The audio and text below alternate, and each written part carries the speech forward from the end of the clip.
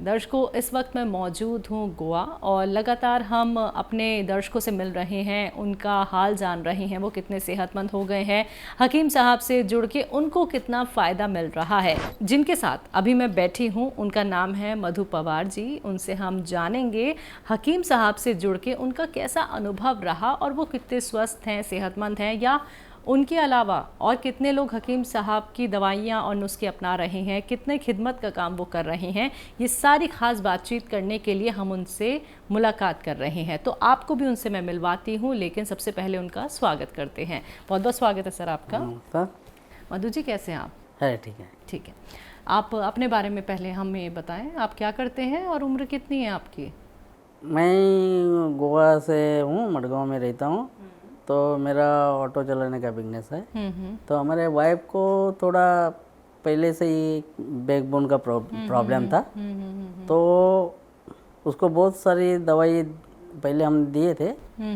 तो एक बार हमने ऐसा ही हकीम साहब का जो टीवी पर ये चल रहा था, तो उस पे देख के उनसे हम कांटेक्ट करके एक बार दवाई मंगवाए। और वो दवाई कम से कम 1-2 महीना लेने के बाद वो उसको अभी आराम है, आराम है। मैम की उम्र कितनी है? रहेगी 48। तो मधु जी, आपकी जो वाइफ है उनको दिक्कत परेशानी कमर की दर्द की रही, तो हकीम साहब का प्रोग्राम देखने से पहले आप बहुत सारे डॉक्टर्स के पास तो ले गए होंगे उन्हें? ज़रूर, बहुत डॉक्टर के पास लेके गए। तो यूनानी ट्रीटमेंट आपको कितना बेहतर लग रहा है, जो दवाई आप इस्तेमाल मैम को करा रही हैं? वो तो वह बेहतर लग रहा है, वो उसको थोड़ा असर भी हो गया।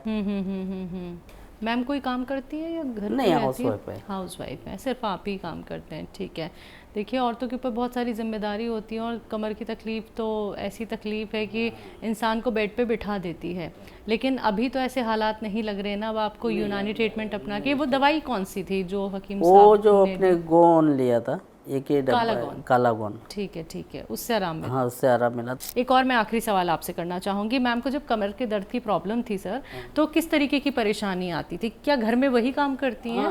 घर का सारा काम करती हैं वही? हाँ, घर का तो सब, ये कपड़ा, बर्तन, खाना पीना, सब बच्चों को स्कूल लेके आना जाना, ये तो सब उनका ही होता है। क्योंकि हम तो दिन भर सुबह निकल गए तो शाम को ये घर में निकल जाते, तो पूरा घर का वो उनके पर ही पड़ता है। तो कैसी परेशानी आती थी उठने बैठने वो में? उठने बैठने में, चलने में थोड़ा में कभी कभी ऐसा हाथ पकड़ के भी लेके जाना पड़ता था।